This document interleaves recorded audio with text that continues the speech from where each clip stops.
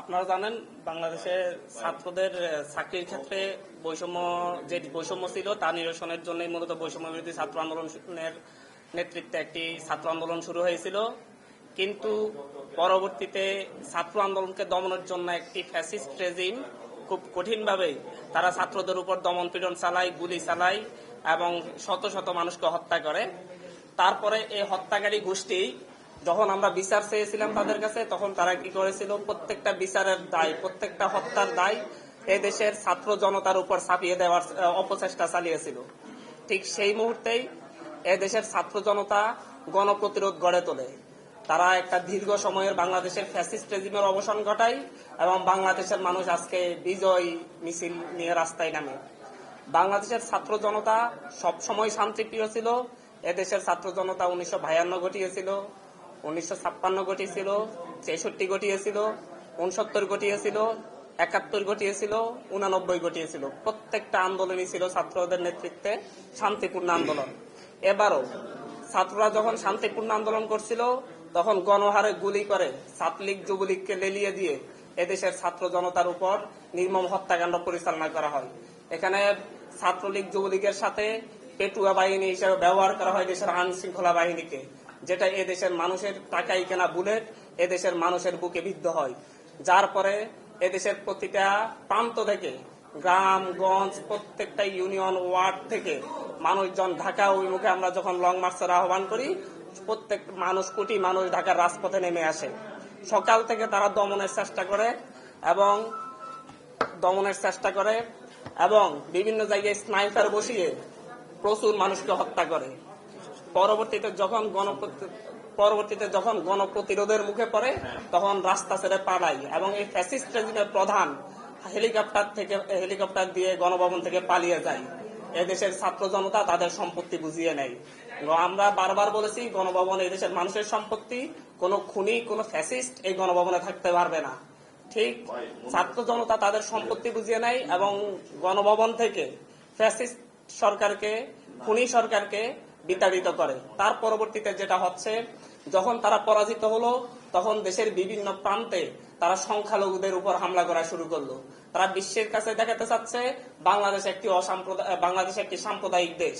কিন্তু এই দেশের এই রিজিয়নের মানুষ হাজার হাজার শত শত বছর ধরে সাম্প্রদায়িক সম্প্রীতির সাথে বসবাস করে আসছে। আমি যখন আমার গ্রাম দ্বিপাতিয়ায় আমার বাবার কলিগ, আমাদের সনাতন ধর্মাবলম্বী, আমরা নিয়মিত ওনাদের বাসায় যাই, ওনারা আমাদের বাসায় আসেন। আজকে যখন বিজয় মিছিল হয়েছিল, আমার বাবাকে সাথে নিয়ে আমাদের এলাকার সনাতন ধর্মী মানুষজন বিজয় মিছিল করেছে। প্রত্যেকটা জায়গায় দলমত নির্বিশেষে মানুষ ঐক্যবদ্ধ।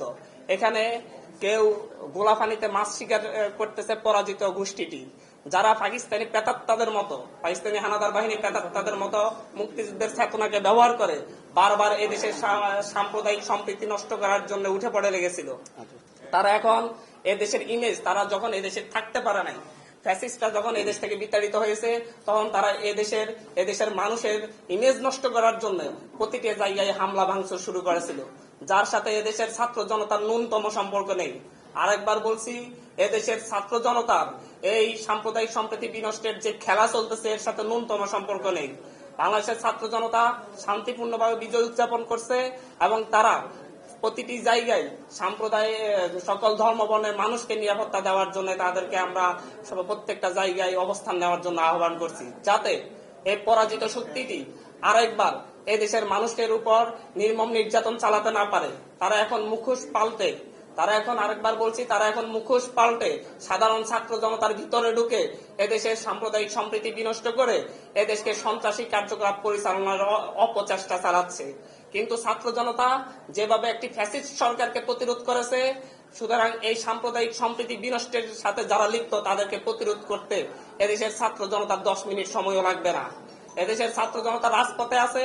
আমি বৈষম্য বিরোধী ছাত্র আন্দোলনের পক্ষ থেকে এদেশের ছাত্র জনতাকে বলবো, প্রতিটি জায়গায়, প্রতিটি গ্রামে গঞ্জে, প্রতিটি পাড়া মহল্লায় সাম্প্রদায়িক সম্প্রীতি রক্ষার্থে আপনারা সকলে আমাদের সংখ্যালঘু ভাই বোনদের নিরাপত্তা দেওয়ার জন্য সকলে দাঁড়িয়ে যান, যাতে আর কেউ এই ভোলা পানিতে মাছ শিকার করতে না পারে। আমরা দেখেছি যে আমরা যখনই আপনাদের বিজয় হয় পথ ধরে হাঁটতে হাঁটতে দেখেছি প্রতিপক্ষদের বোঝা হচ্ছে, রাজনৈতিক প্রতিপক্ষদের তাদের বাড়ি ঘর করানো হচ্ছে, অর্থাৎ গরিবের নিশ্চিত ফকিরের ঈদের যে সবার হবার কথা, এখন সেই পরিস্থিতির বিপরীত দেখা যাচ্ছে। সেই মেসেজটা কি দিবে? আমি আপনার কথার সাথে দ্বিমত পোষণ করছি।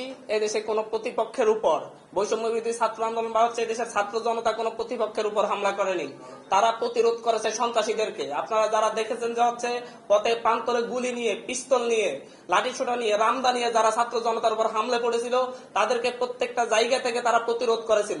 তারা আশ্রয় নিয়েছিল। গতকালকে আপনারা দেখেছেন ধানমন্ডিতে এই ফ্যাসিস্ট সরকারের শেখ হাসিনার কার্যালয়ে যে তারা অবস্থান নিয়ে কিভাবে ধানমন্ডি জিগাতলায় কিভাবে প্রচুর শিক্ষার্থীকে হত্যা করেছে, সেখানে তারা প্রতিরোধ করেছে। যত জায়গায় এই ফ্যাসিস্ট সরকারের সন্ত্রাসী বাহিনী যত জায়গায় শিক্ষার্থীদের হামলা করেছে, জাস্ট এদেশের ছাত্র জনতা তাদেরকে প্রতিরোধ করেছে। এখন যে ভ্যান্ডালিজম হচ্ছে, গণমাধ্যমের উপর হামলা হচ্ছে, তাদের প্রতি আমরা দেশবাসীকে কি আহ্বান জানাবেন? আমি বৈষম্য বিরোধী ছাত্র আন্দোলনের পক্ষ থেকে বিকাল বেলায় একটি লাইভ করেছি, কালকে রাতে একটা ভিডিও দিয়েছি। আমি সকলকে বলেছি, আমরা সবাইকে বলেছি যে হচ্ছে গণমাধ্যমের কর্মীরা আমাদের বন্ধু।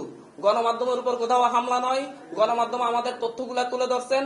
তবে একটা বিষয় আমি পরিষ্কার করতে চাই, গণমাধ্যম এর উচ্চ পর্যায়ের যারা আছে, যারা বিভিন্ন চেয়ারম্যান ছিল বা ইয়া ছিল গণমাধ্যমের, তারা বারবার এই ফ্যাসিস্ট রেজিমের পক্ষ নিয়েছিল, যার কারণে হয়তো তারা ক্ষুব্ধ হয়েছিল। কিন্তু আমরা বারবার বলেছি এই মাঠ পর্যায়ে যারা কাজ করতেছে এবং গণমাধ্যমের যে অফিসগুলো, এটা কারো একক মালিকানাধীন নয়, এটা আমাদের রাষ্ট্রের সম্পত্তি।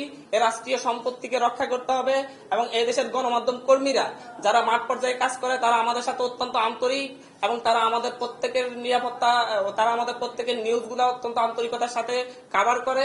সেই ক্ষেত্রে আমরা সকলকে বলেছি কোন গণমাধ্যম অফিসে হামলা নয়, কোন গণমাধ্যম কর্মীর উপর হামলা নয়, তাদের নিরাপত্তা নিশ্চিত আমরা ছাত্র জনতাই করব।